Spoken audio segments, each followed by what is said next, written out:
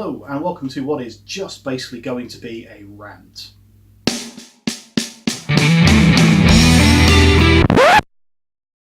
So my rant today is about guitar snobs. Not brand snobs, not Gibson versus Fender. That's slightly different. That's affection, that's loyalty, that's Samsung's exploding but you're still buying a Samsung. Apple's charging you through the nose for phones that are no better than a much cheaper Android. That's a loyalty thing, that's a brand thing, not brands. I'm talking about budget snobs. These are the people who, when somebody comes onto a forum and says, I've got £150, I like this Squire Affinity, what do you reckon? These are the people who go, no, that's crap, you get what you pay for. Why don't you save up a bit more, spend money instead on a classic vibe? That's not helpful to that person though, because they've got 150 quid, they want to spend it, and they aren't, for whatever reason, they're not saving up. And a classic vibe's £500 or £450 or whatever.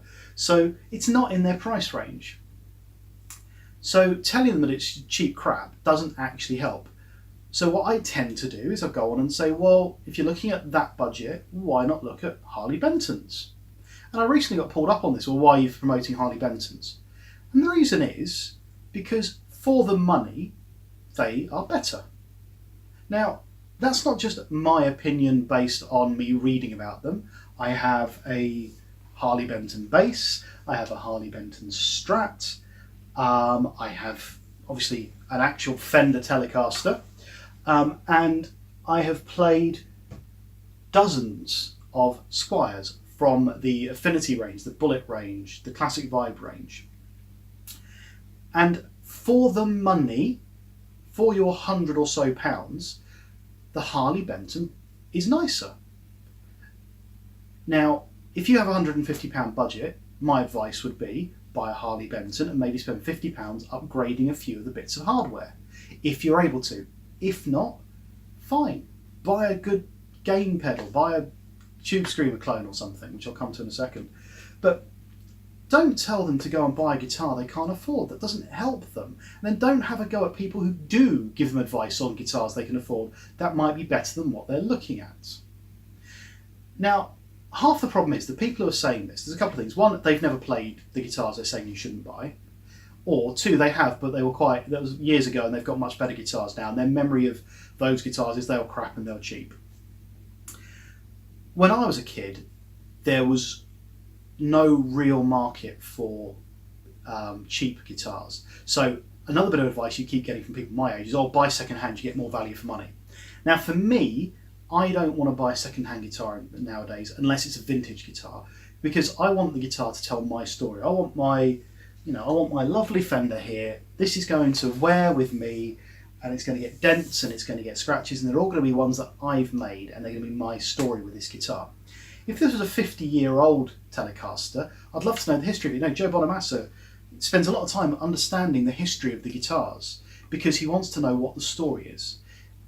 At 150 quid, you're going to get some kids bashed to shit Squire or some other budget make that they've kicked around their bedroom and are now selling cheap. You're not going to get a classic guitar for that money. So you might as well buy new and just enjoy breaking it in yourself. But as I said, when I was a kid, you didn't have that option. The closest thing you got to budget guitars was an Encore, and they were horrible, genuinely horrible guitars.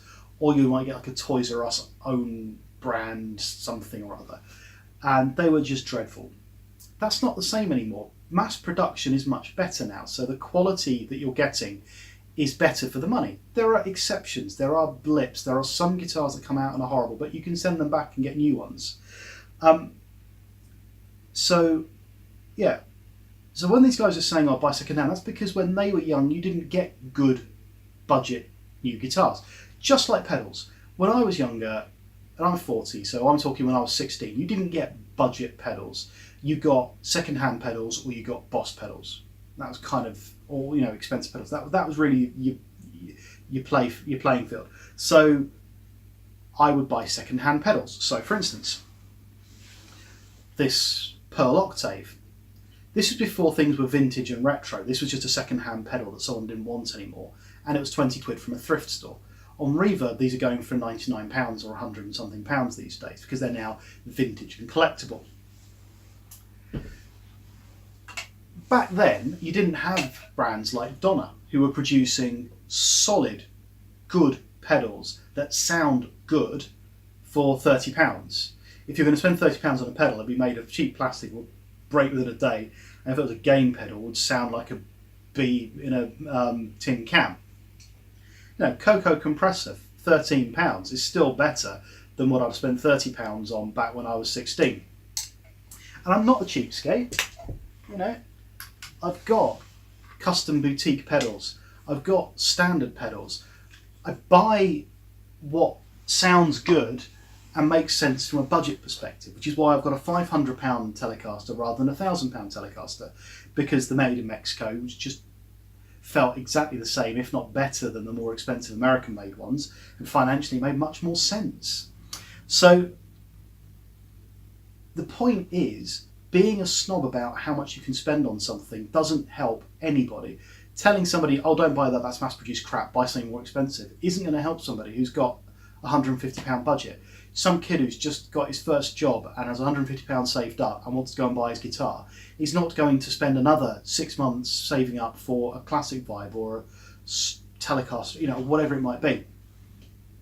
So my advice to you, if you haven't played a guitar that you're telling someone not to play and you have no experience in that particular brand, shut the fuck up, because you're not helping that person. If you have played that guitar and you think in your personal opinion it's crap, fine, tell them.